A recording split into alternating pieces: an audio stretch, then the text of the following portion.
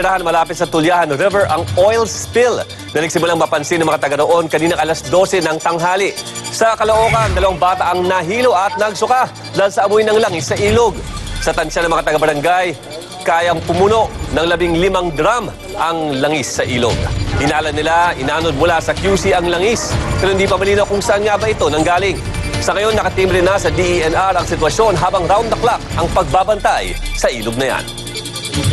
Sa ibang balita, pansamantalang suspendido ang programang T3 ng Tulfo Brothers. Ito ang naging hakbang ng MTRCB.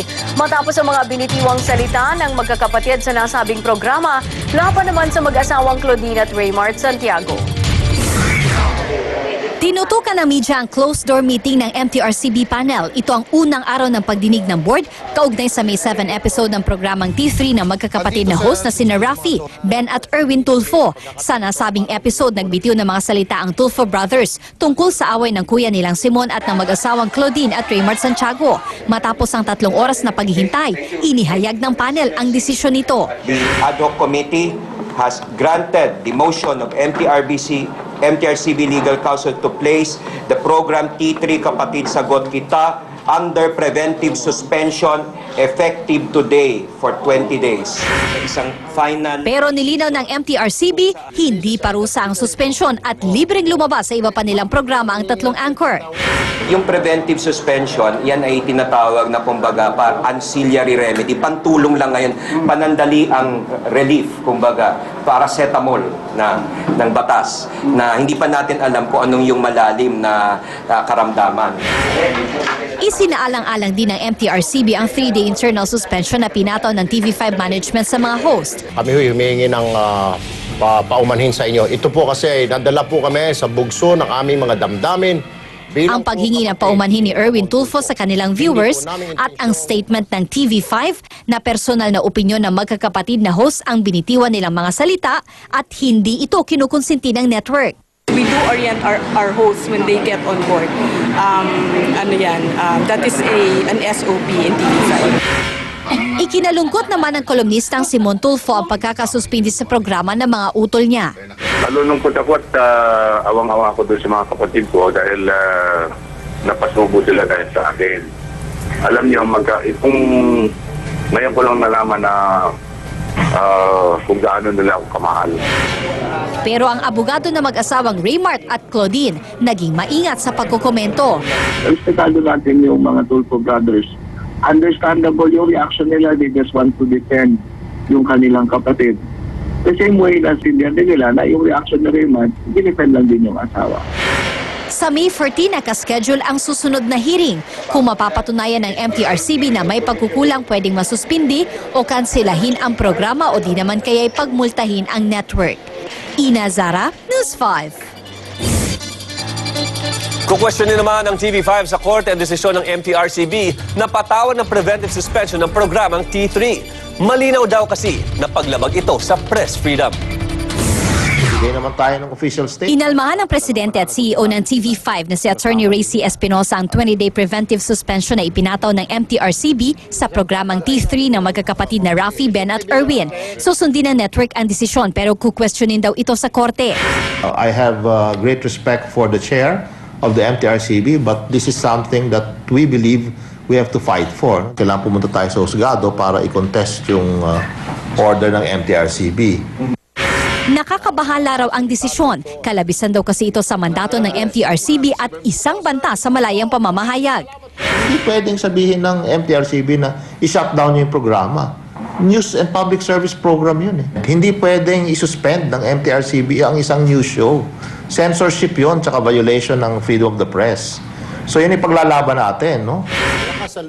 Kung ang pinangangambahan lang daw ng MTRCB ay baka maulit ang insidente, gumawa na ng sariling aksyon ng TV5 at isinailalim na rin sa disciplinary action ang 3 anchors. Diba? So kahapon, bago itong suspension order na to, lumabas yung T3 pero nakita nyo, iba naman ang mga host, no? So hindi na pwedeng pigilin yung istasyon na mag-deliver ng news sa isang programa at public service.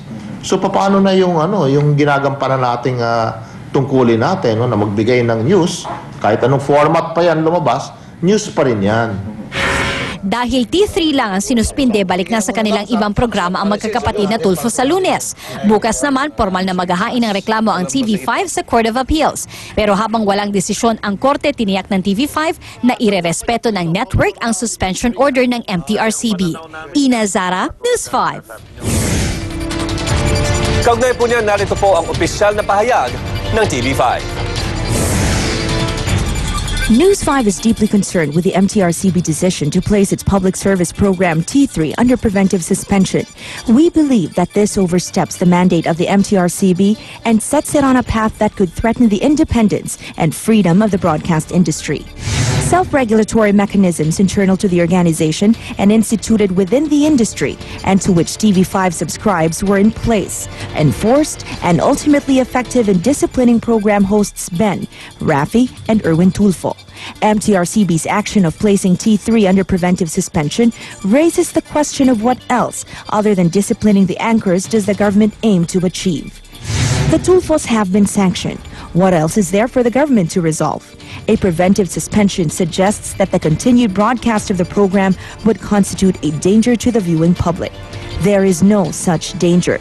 T3 was conceptualized, produced, and ultimately classified as a public service program.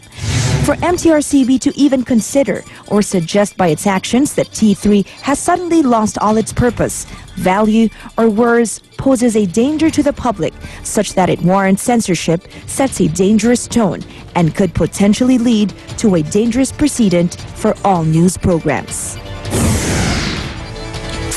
Showbiz News naman tayo. Muli na naman pong napabilib ni Jessica Sanchez ang judges ng American Idol sa kanyang performance kanina. Sa katunayan, napa-standing ovation pa sila. Yan po ay para sa dalawang kanta ni Jessica. Ang Jennifer Holiday song na And I'm Telling You. Ang sabi ni Idol Judge Randy Jackson, napakahirap daw kantahin ang piyesang yan. Approve din sa mga judge ang unang performance niya, ang Steal Away na isang Etta James original. Bukas malalaman kung sino ang pasok sa top 3.